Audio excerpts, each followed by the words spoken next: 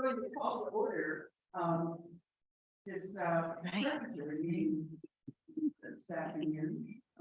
It's our pleasure as a board to welcome, Natalie Murdoch, our newest state senator. Newest to us because we've been realigned with Durham, and now, Senator Murdoch is with us, asked if she could come and meet with the board and meet with other leaders in the community. It's extremely gratifying to have your interest and to have your ear. And we invited a few other people, some of whom have met you before and worked with you before. And so we're delighted to have you. If you'd like to start with some thoughts to the board and let us introduce ourselves for those of you who have not met Senator Murdoch. So, Jay. Welcome, Senator. Glad to have you. Thank you. My name is Jay Farrell. I've been on the board 11 years. Okay.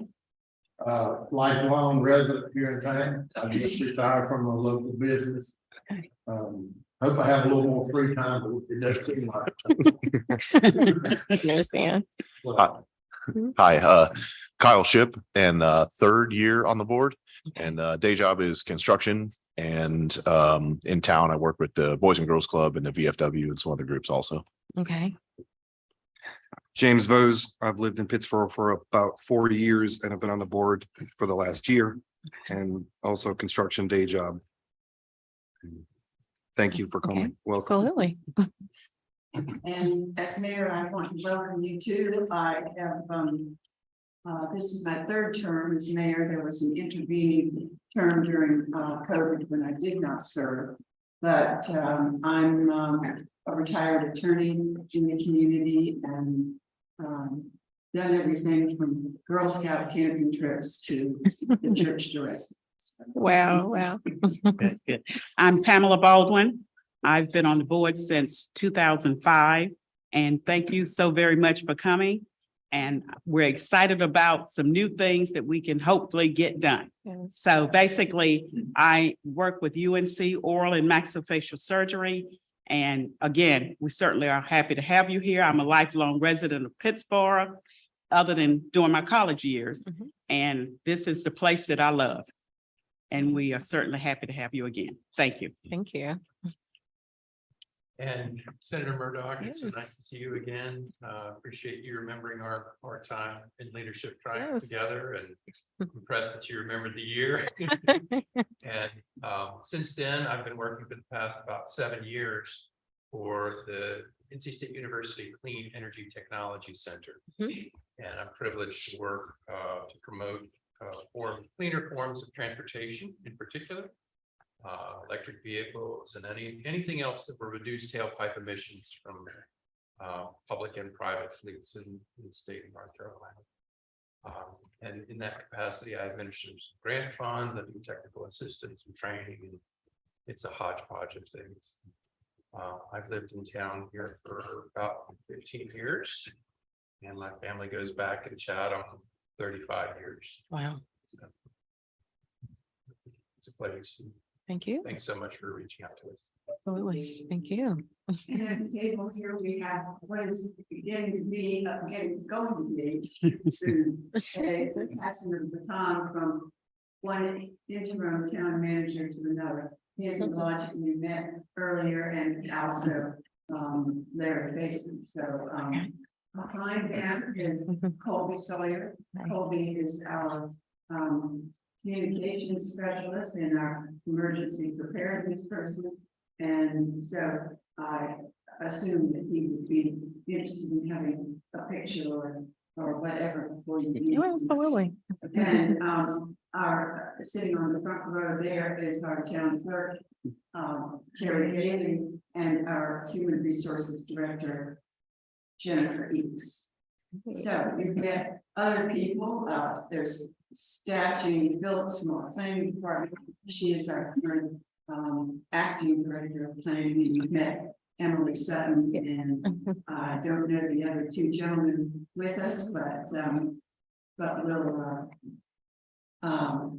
I'm sure there will be plenty of time for them to introduce themselves. Thank I you. couldn't help but notice in your biography that you've really placed a lot of emphasis on education in the bills that you've introduced Mhm. and in the committees that you serve on in the Senate. And we're very excited about those kinds of initiatives. I think we've oftentimes in a system, in a small county, you might think that we have a school system which is woefully behind, but in Chatham, we pride ourselves on having a wonderful, small, intimate, but effective school system. Of course, the town has nothing to do with that. That's the county commissioner's venue, but I did also think about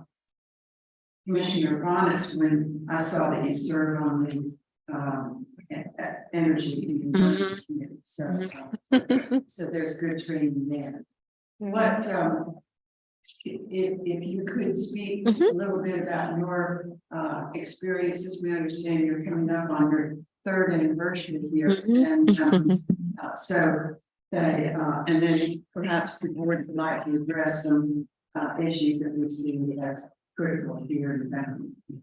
Absolutely. Yes. Thank all of you so much for making time for this, and was sharing with another commissioner serving Durham, where there are 5 of us in the House and the Senate that share that geography. We do our annual meetings with, the county, the city, our healthcare systems.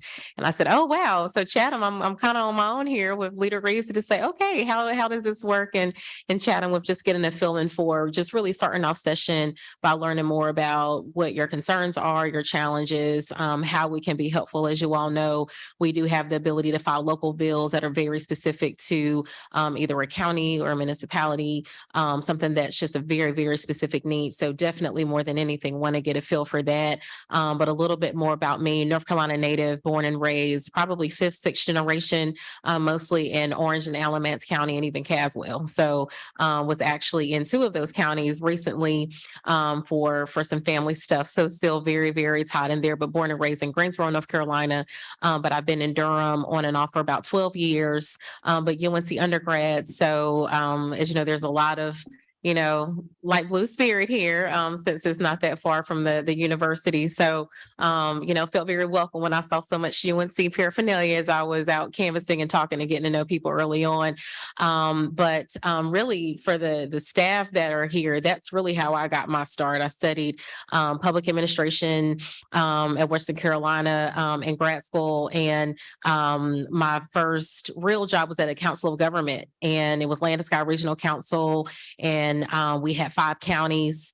And before that, was an economic development intern where I traveled to all 28 counties in the West. So fast forward to my work as a senator, I always share with my colleagues in rural areas, I get it. I've been out there where particularly never saw poverty like that in my life before. I spent that time out in Western North Carolina. Remember late night county commission meetings when the snow was fresh, and I just said, please let me get home safely. But a lot of the work I did during that time was really in the transportation sector, a little bit of ag, but as a council of government, we did everything from air quality work to ag to clean water to environmental remediation work to our ombudsman program. And so it was really a nice crash course into a lot of federal and state funding and programs, knowledge that I still use to this day. We had the area agency on aging. So just a lot of services, and wrote a lot of grants, honestly, for our local governments. When you drive west on 40 and enter Black Mountain, you'll see that there's a nice little highway sign that says it's a certified entrepreneurial community. I did that for Black Mountain. I did an inventory of you know, what kind of business services do you have? How are you going to make sure you're business ready and ready for entrepreneurship? And years before becoming a consultant, pitched it to my CEO, and he said, "Oh my goodness, you're here only a year and you're bringing in a contract with a local government where, you know, they were contracting with the council of government to do this plan." And I ended up heading up that project.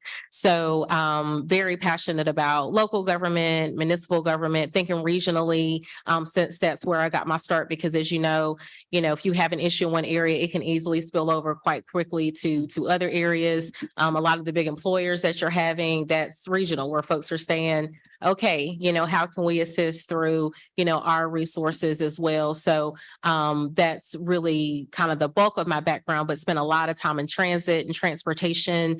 Most recently, I worked for Town of Chapel Hill with their bus system, but was living in Durham because I had already lived in Chapel Hill. So I said, I want to live in Durham this time around. But that's what brought me back to the area. Then Go Triangle. So I worked on their light rail project, and due to staff turnover, was actually government affairs director and comms director while I was at Go Triangle. And then it just so happened our general counsel was Deborah Ross. And so when she ran for U.S. Senate, left to work with her full time. And then after that was with Attorney General Josh Stein as his deputy comms director. So worked statewide there, but also did a lot of community engagement, particularly around scams and fraud. So traveled the state, just really educating people about all the services that we had at DOJ. And as a senator currently, my committees are ag, energy, and environment, as you mentioned, transportation, finance, education. So this is the first year that I'm actually on the education committee. And in the Senate, it's just one committee. So the House has higher ed separate from K through 12. And I think they even have a separate one for funding for higher ed. We just have one education committee. So higher ed, K through 12, early education, all of that will come through our committee. So definitely we'll be meeting with the school boards directly. So the same goes for all of your education needs. Definitely bring them my way. Want to do everything I can to advocate there. And also on Joint Ledge Oversight for Health and Human Services. So I also do a lot of work in the healthcare space. My mom was a public health nurse, so really, really passionate about that work. Want to learn more about the maternity care facilities I know are in jeopardy here in the county. So want to dig in and learn more about that. Was really concerned to hear that. So again, it's year 3, but came at an interesting time. It was at the height of COVID. The building really wasn't even open when I was sworn in, since my district was so blue. After I won March 3rd, April 1st, I was sworn in, and we had to figure out how to transmit these documents, even for the governor to sign my appointment paperwork, because everything was shut down. So it was a very odd time to come in. But I'll end with what I always lean on as I enter year 3 is COVID made us work together. I mean, we had a unanimous budget that passed at that time because we just needed to provide resources to folks like you. And so I'll always hold that with me of seeing what it's like when we actually can work together, have a common goal and purpose. So that really showed me, being brand new, that it is possible when we have the same goal. So here to continue to work, have huge shoes to fill with Senator Foushee, and bury the lead. My phenomenal colleague, your representative, Minority Leader Reeves, sends his regrets. He got stuck in Raleigh, but he is looking forward to, I think there's also a breakfast you all always have where all the different governments come together over breakfast. So looking forward to part 2.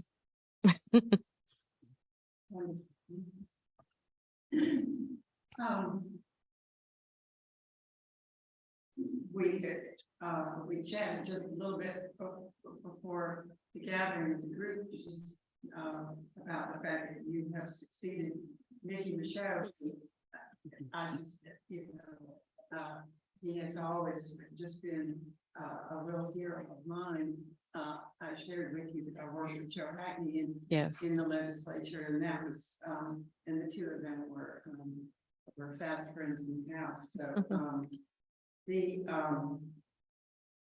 goes without saying that as we welcome you, we also are glad to hear that you have water quality experience. I think that's probably one of our biggest issues. We have taken major steps in the last year and a half to improve our water quality, to which actually we're somewhat captive, being the first water drinkers downstream from your hometown and other industrial venues along the Hall River. But we,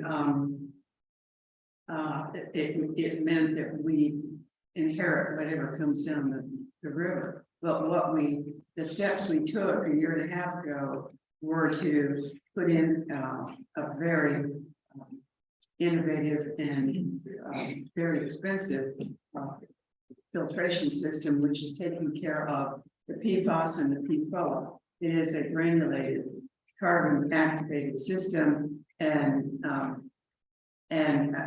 granulated activated carbon. Somehow or another, the initials GAC do not do justice to the $3.2 million that we spent on the system. So I hate to refer to it that way, but that is what everybody calls it.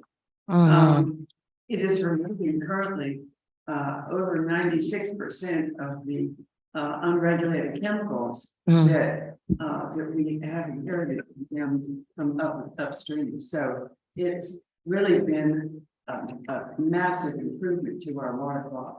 But there are other steps we could take, and those are even more expensive. So I'm hoping that that we might be able to look to you and Representative Reeves for further assistance with the water infrastructure and the super.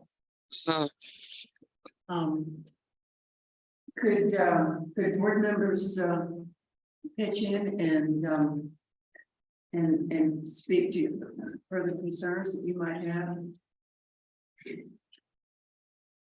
I think that's one of our major concerns. As I was telling you earlier, certainly housing is definitely a major concern, not just in Pittsburgh, but certainly all over the state and all over the United States, as a matter of fact. So that is a major, something which we really need to tackle, take some action so that people can have places to live that are within a reasonable cost. So that is definitely one of my major concerns, and hopefully I can relay that to you and let you know that that is of great concern, as well as the water situation. Yes. And we certainly want to get any type of grants that are reasonable, or loans, grants, so that we can get these systems working well and build, if we need to build some, point us in a direction where we can, if you can, where we can apply for grants so that we can get those type of things done. So those are some of our challenges right today. And we have several, but I won't go into all of them at this particular point. But those are two of our major challenges for sure. I certainly agree with those. Work with Commissioner Baldwin a lot on the affordable housing and how we can do that across the county. And then also on the infrastructure, it's a really hot topic for Pittsburgh right now, as we have multiple projects we're trying to do. An example there is the force main was estimated, sewer force main to Sanford was estimated to cost $18.5 million in 2016 or 2018, and the cost today is $55 million. So we have a loan secured for that cost in 2018. We have a big gap from the actual cost today, and I know that that's happening to infrastructure projects all over, really all projects all over, with supply chain issues and other things. It's dramatically increasing the cost, where when we thought we had funding secured, there's now a real rush to get that project off the ground before it continues to escalate further. And it's critical because Pittsburgh's been out of sewer for probably 15 years now. And this would actually enable us to have sewer. Similarly with water, we'll probably be out of water by this summer are some of the projections. And it's a $65 million project that we're engaged with Sanford on to bring water from Sanford. And so that cost has escalated a lot. That cost has escalated because of a similar or really the same granular activated carbon system that they're putting in Sanford also. But Pittsburgh is looking at about $120 million of projects in the next 6 months that we need to get started on to have continued growth in Pittsburgh, or not even growth, just Yeah. continued vitality in Pittsburgh and access to utilities. So Right. Yeah, because quick, oh, go ahead. Good, I'm sorry. I was Yeah. just mentioning also that what Kyle and Pam said, that a little more emphasis on grants. Any grant Mhm. that we can use. I hope that we're in the process of hiring a grant writer for the town of Pittsburgh. Hopefully that will be coming on board soon. That will be a big help, but we are accruing a tremendous amount of debt just to have our infrastructure up to date, or either not even up to date, but get to where we can, the project can be completed now. Mhm. Because I mean, right now, unfortunately, a single family home is limited on sewer. Absolutely. But yeah, any grants, we're love free money. Yeah, absolutely. No, we'll definitely shake the sofa cushions, because I actually did wonder about that with the water infrastructure is, so I guess what both of you are saying is that's just to keep up with current need. That doesn't even include all the growth that we know is coming. I mean, because you all know the thing about growth is it comes whether you like it or not. When people want to move here and be here, they'll just keep coming. So that's even just to keep up with the current. Wow, okay. right, yeah, and then to plan, further out Mhm. going forward. But that will those two projects at $120 million would probably get us through about 2035 or something with the growth we know. But not if we don't start on them in the next 2 months, really. So. Okay. Commissioner Ship, that 120, are you including in that the potential cost for the water line from VinFast? Yes, correct. So the water, so we're participating in a expansion of the water plant in Sanford, and then we need to build a line from there to Pittsburgh. We have actually had some help from the state already with the Mhm. VinFast project, because there's a Mhm. line going from Sanford's plant to the VinFast project. So that's been an assist. But we still have to get from the VinFast site to Pittsburgh with the water line. Okay. Yeah, and I would add that that's just pipes and plumbing and water and sewer plant. That's doesn't address the roads and sidewalks needs. And with the growth that we will be seeing from industrial development at VinFast, Wolfspeed, kind of halfway between the two of those plants. Mhm. And the commercial and residential development in Chapel Park. We need to expect great increase in vehicular traffic, freight traffic, and there's just been a long unmet need for improvements to our pedestrian bike infrastructure. So many requests I've heard for sidewalk crossings and additional sidewalks. And we haven't been able to really, other than maybe one project a year, typically a small one. I'm not even sure that we've done 6 in my 7 years of tenure on this board. We really haven't been able to address that because we've been so consumed by the demands of very large development projects. And yeah, so infrastructure and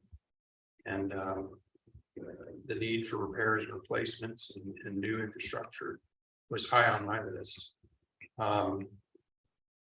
But the another thing that we should probably emphasize here is that especially given your your situation, the potential for the legislature to take action to strengthen state water regulations. Mhm. The GAC filter, it's a giant Brita filter, is doing tremendous filtration. It's a big 96 to 99% reduction of the PFAS and PFOA pollutants. Those are pretty consistent pollutants. An inconsistent intermittent pollutant is the 1,4-dioxane. And the regulatory structure, as I understand it, for that is perhaps not what it ought to be. I think that Division of Water Quality doesn't have the tools that they need. Maybe I'm speaking out of turn there. It's certainly not my expertise, Mhm. but I know that you appreciate that overall, Mhm. we have this, I forget the name of the rules, but dating back to, I guess it was the 80s or 90s, threaded throughout state code or state ordinances that we're not allowed to have stronger regulations than the EPA. Absolutely. Mhm. And that's got to change. It's got to change.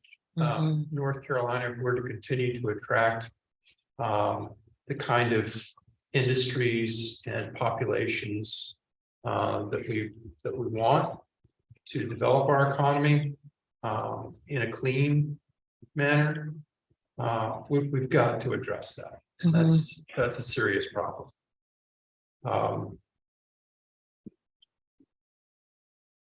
The other thing that I might, I'll circle back to the roads and sidewalks. I'm very hopeful that we'll be able to do more in the very near future to develop and expand our bicycle and pedestrian infrastructure and to improve the roads to simply meet the needs of those that increase in vehicular traffic. Thank you. Mhm. I want to pile on a little more about the regulation, stopping it at the source, because, Mhm. for example, we submitted a grant that we'll hear about soon, hopefully. Okay. But it's $5.7 million, and that's to finish the GAC project at our water plant. So we kind of did it quickly. We spent, I keep saying we emptied out our piggy bank. We spent all the money we had, $3.5 million to do what we could. But we took some, shortcuts that don't impact water quality to do that project. So to complete it for the rest of our plant capacity, it's about $5.7 million. And then for 1,4-dioxane that Commissioner Bonner was mentioning, we also submitted a grant for a UV AOP treatment system for our water plant. That is $12.2 million. And so that's just for a small water system, 2 million gallons a day.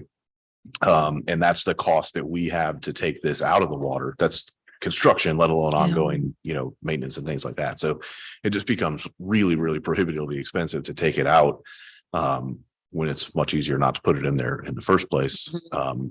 We do have a item later tonight talking about how we might recoup some of that cost, but we'll hear about that. But that's not the best way to do it. It's to keep it out in the first place and keep it out of the streams and the animals and the fish.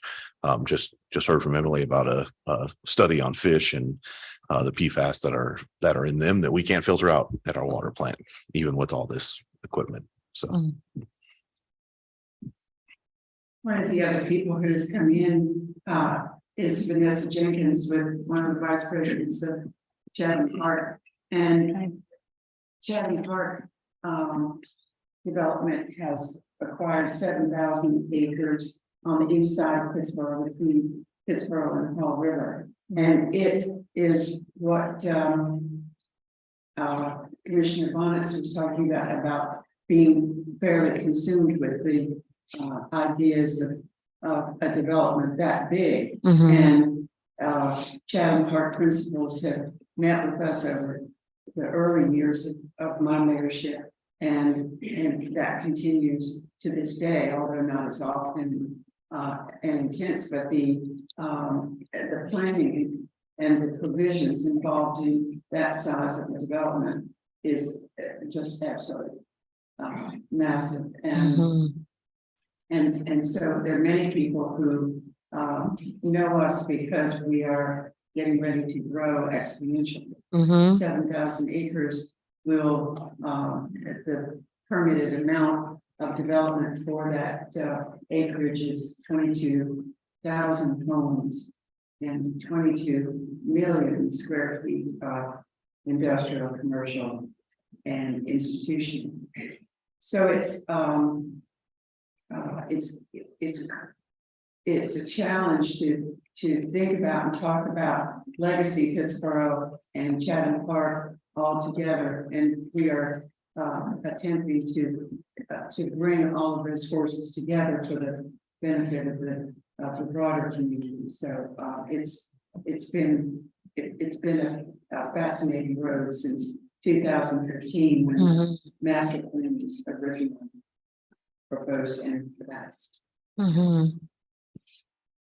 Yeah, another blast from the past. In my Chapel Hill days, I remember us working on the Pittsboro Express saying, Shannon Park is coming, we're gonna need more transit. So, yeah, I remember working on that at that same time You frame. must have been very disappointed when the light rail was shot. Was it really yet? Yeah, The light rail? to say the least. Now they're really, I shouldn't say starting over. A lot of people forget commuter rail was always a part of the plan. It was light rail and commuter. It was just a matter of what would come online first. And so when you go for federal funding, all the grants we're talking about, when they ran the numbers, it was our belief the light rail could move forward on its own. So that's why we proposed it as a singular project, knowing that we wanted it to connect to Raleigh, even to Garner, Clayton, because the traffic flows justify that. So when unfortunately it wasn't able to move forward, you got to have all of your stakeholders on the same page. And so as they go back to the drawing board again, this time I can guarantee you, unless it is explicitly clear that all stakeholders want to move forward in writing, I think that is what it will take for commuter. But commuter, they will roll that out again. And Wake County has always favored something more like that. They were never really warm on the light rail concept, and they're doing BRT. Actually worked on some legislation to benefit that BRT that actually did make it into one of our DOT bills, agency bills. So we know the need is there. You all talk a lot about transportation as a whole. I mean, North Carolina is the 9th largest state in the nation, and we're growing by leaps and bounds. You all are already feeling that. So we're not only going to have to get serious about it, my colleagues will have to get serious about it. We're going to have state funding to support those high capacity transit and transportation projects. It's no way that, particularly you all serving at the local level, we can't put that all on the counties and municipalities. So, And I think it gets lost a lot in the affordable housing conversation, but particularly in Chatham County, transportation is a portion of your living expenses, of course. And yes. I think it's an older study, but I think it's about 43% of the cost of housing in Mhm. Chatham County is transportation. So Mhm. any advances we can make in public transportation have a huge impact on affordability of homes also. And as you know, it's all interconnected. I know your planning directors here, how you look at your residential areas, your work centers, all that connects to, the transportation system that you envision.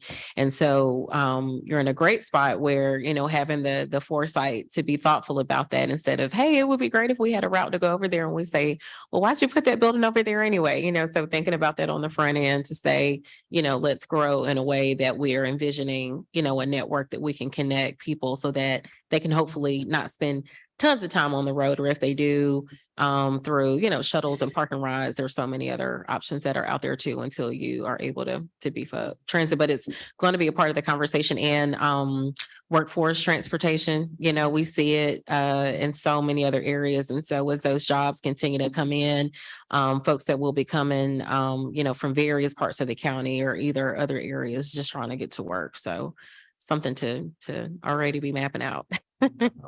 But you need help, financially from the state to do all that.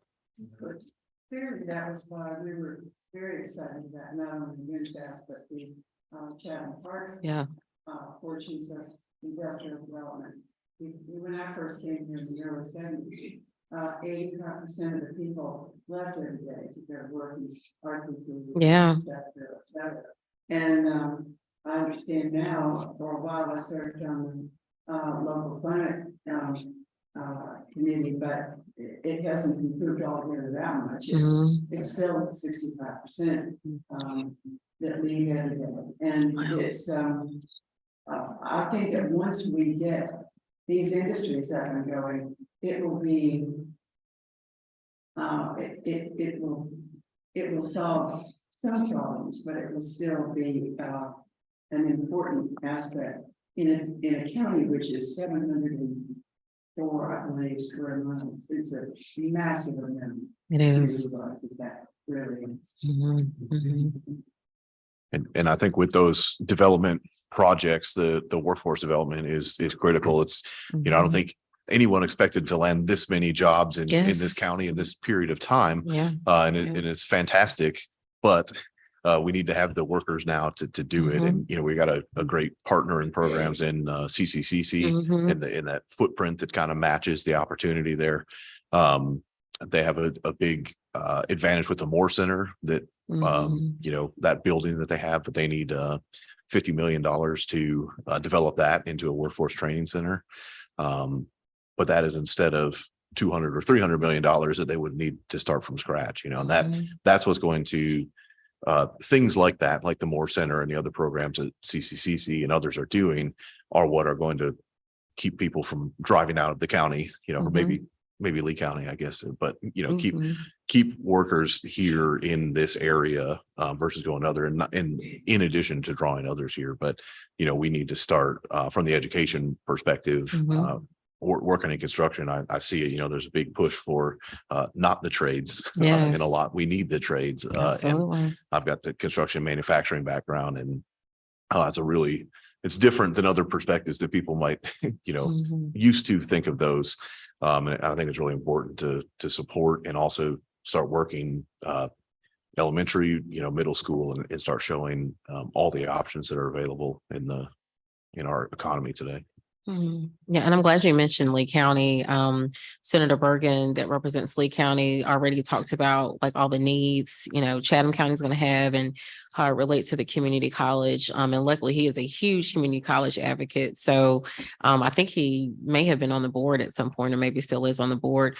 But hit the nail on the head of just all the training that's going to be needed, credentials, certifications, some of those you can just get in 1 to 2 years, but folks can't do that if they're not aware, of those opportunities. So actually, I think I'll be meeting with them, if not this week, next week, to get more information around all the programs that they have in store. Because as you said, to do all this work to get these jobs here, you want folks in Chatham County, to get access to those new opportunities. So looking forward to working with the community college to make sure we make that happen. Great. Thank you.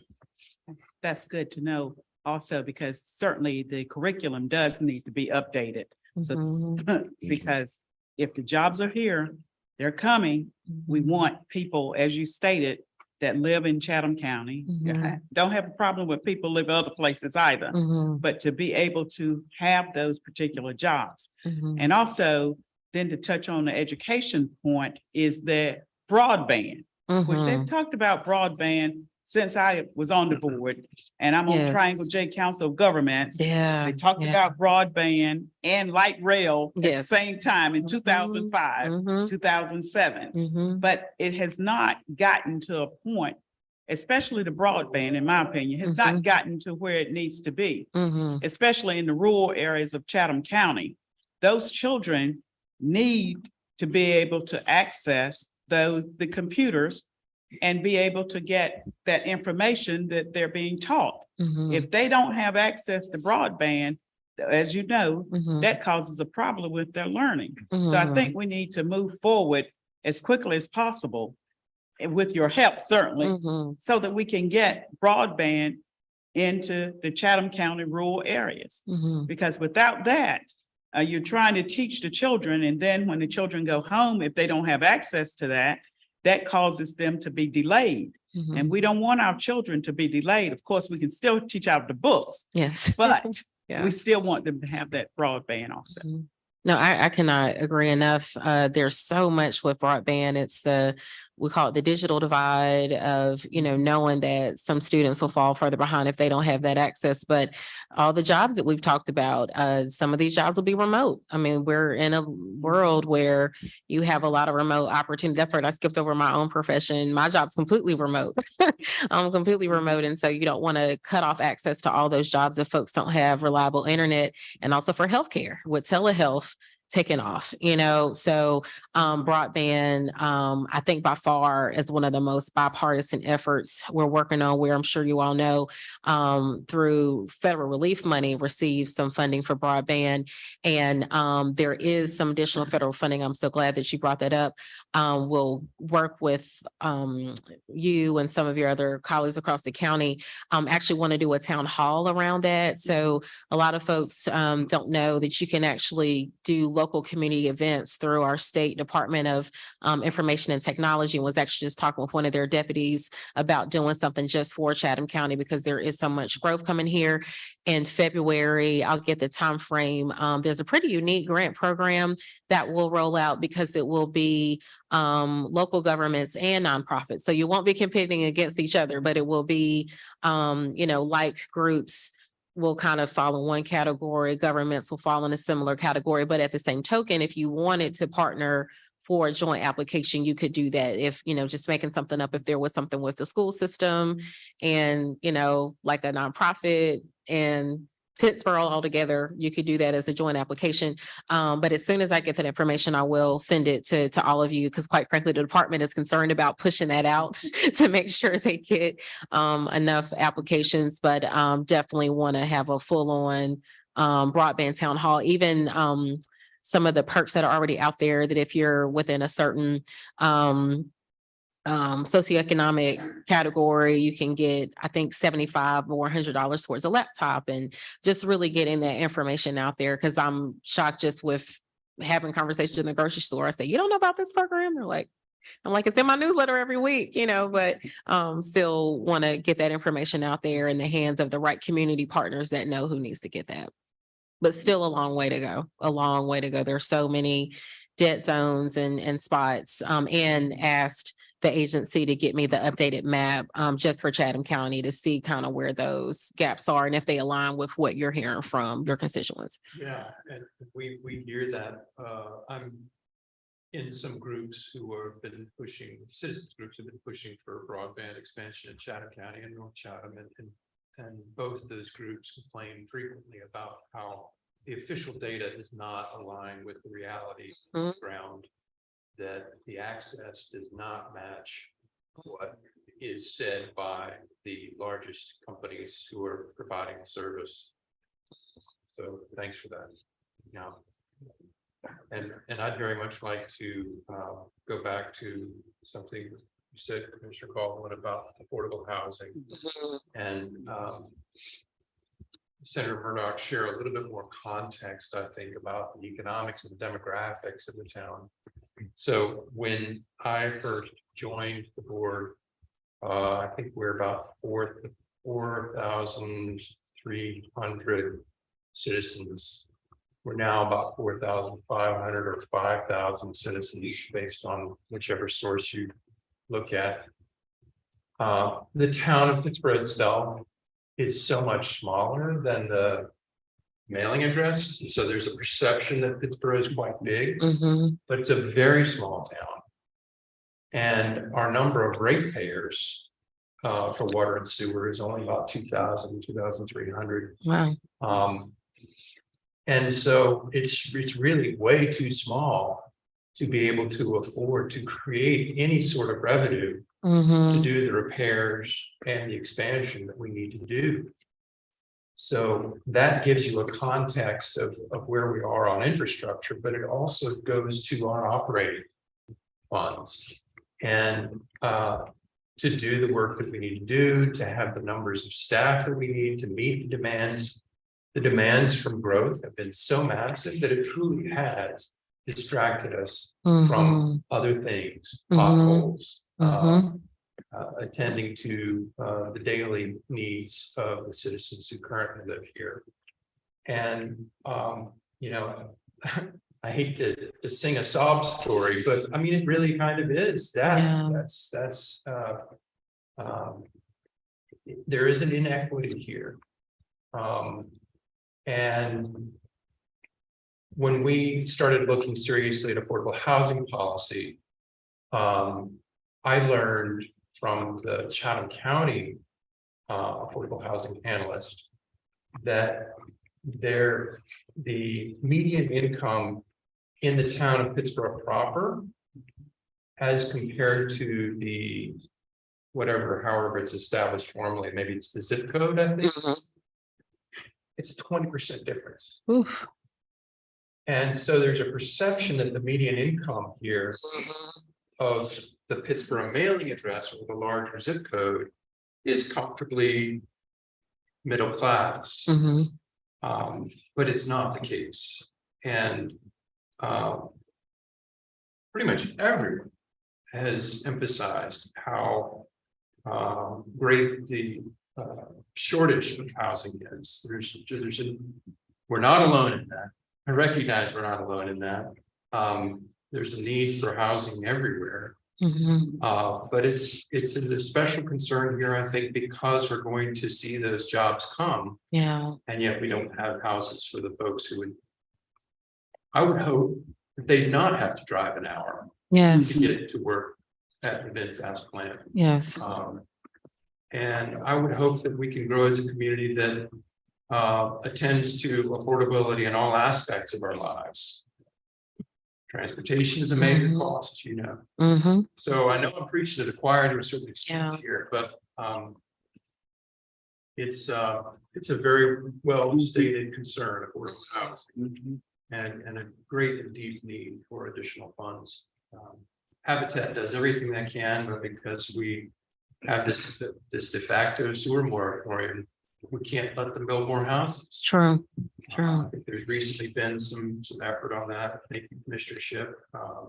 Thanks to the Chatham Park investors for sharing some sewer allocation. I understand there's going to be some relief there for the Habitat project, but it's a long backlog. Senator Murdoch, we're delighted to have your initiative to come to Pittsburgh. And as we approach the 7 o'clock hour and the start of our agenda meeting, Yeah. we're just delighted that you've joined us tonight. Thank And you. I believe that I think we've all benefited. I know that one of the things we might be looking for here in the future is a local bill, Yeah. which looks at dividing our board into districts. I wondered about that. We Okay. have to do something like that Mhm. in order to have equitable representation. So Mhm. again, we so appreciate you being with us and Yeah. giving us the opportunity, and we want to thank you tremendously.